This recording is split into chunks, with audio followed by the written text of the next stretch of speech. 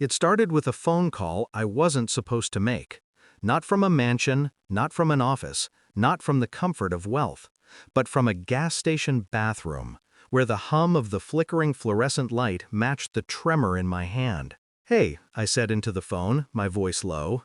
"I need help. Just until next week. Things got bad." A pause, then laughter, my wife's. It wasn't cruel at first, it was confused. Then, it shifted. A sound I hadn't heard before, sharp, amused, dismissive. "You're joking, right?" she said. "You, asking me for money? God, you really are desperate." She hung up before I could answer. Outside, rain blurred the world into streaks of gray. I stared at my reflection in the cracked mirror. The man looking back wasn't poor. He wasn't desperate. He had just won the largest lottery jackpot in state history, $487 million. But I needed to know, who loved me when I had nothing? So I played the role, the broke husband, the failure. I called her parents next. Her father sighed into the phone. "We've done enough for you." Click. Her mother didn't even answer. By the time I called my brother, my voice had steadied. I didn't expect much. He was 26, worked construction, lived in a 2-bedroom rental, always behind on rent. But when he picked up, he said only 3 words, "I'll be there." And he was. 200 miles later, in the dead of night, his old truck pulled up beside me. He stepped out, soaked to the bone, holding a small envelope. "Got 500, he said. "It's all I got, but it's yours if you need it." That was the moment everything changed. It wasn't just her words that night. It was how she said them, like she'd been waiting, like my failure made sense to her. For years she'd reminded me, subtly, politely, that I wasn't her equal, that her money, her family, her world had limits, and I didn't belong in any of them. And I had believed her. Until that call. Until her laughter echoed in my head long after the line went dead. I sat in my car that night watching my brother drive away, and something inside me cracked, not from pain, but from awakening. I had spent my life trying to prove my worth to people who already decided I had none. Her parents had smiled at me at dinners, their eyes soft and polite, while their daughter slowly sculpted me into an accessory, useful, replaceable, temporary. She used to say, "If you ever lost everything, I'd still stand by you." Now I knew the truth. She wouldn't stand. She'd step over me. So I decided to show her who she'd stepped over. But not yet.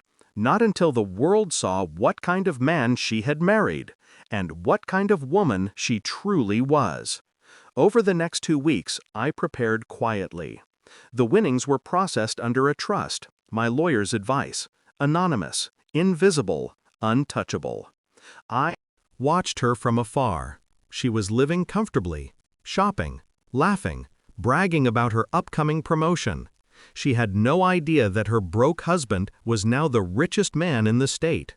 She texted me once, "Don't call again unless it's about the divorce papers." I didn't respond. Instead, I called my brother, asked him to keep quiet, told him things were about to change. He didn't ask how. He just said, "I trust you." That word, trust, felt heavier than any dollar amount. I began transferring funds silently.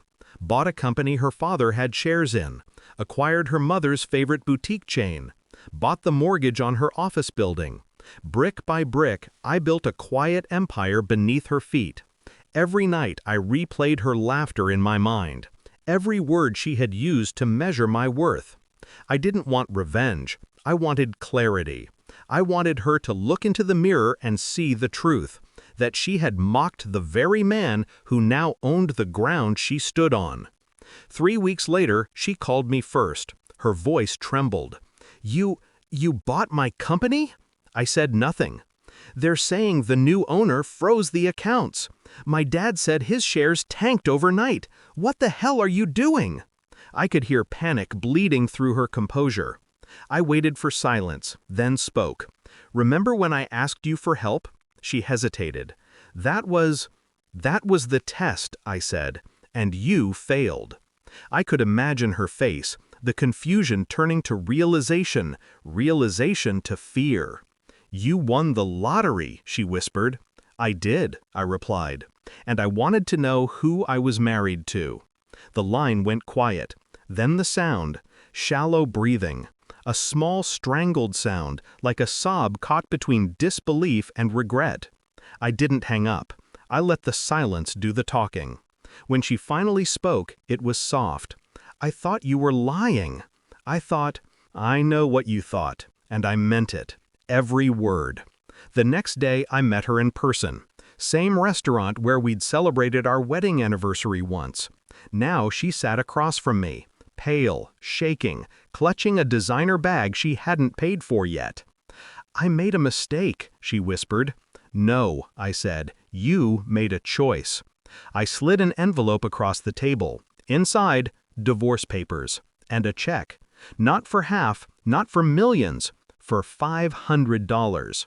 Her eyes widened. That's what love looked like when I had nothing, I said. My brother gave me that. You couldn't give me even a word.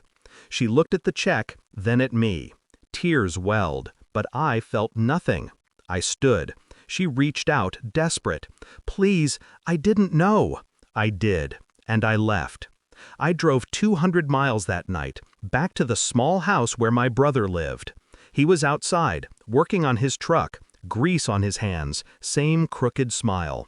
He looked up as I pulled in. You good? I nodded. Yeah. I handed him the keys to a brand new car. He stared, speechless. You earned it, I said. You believed in me when no one else did. He hugged me. I didn't hug back. I wasn't ready for warmth yet, but something in me eased. As I drove away, I didn't think about her, or the money, or the life I left behind.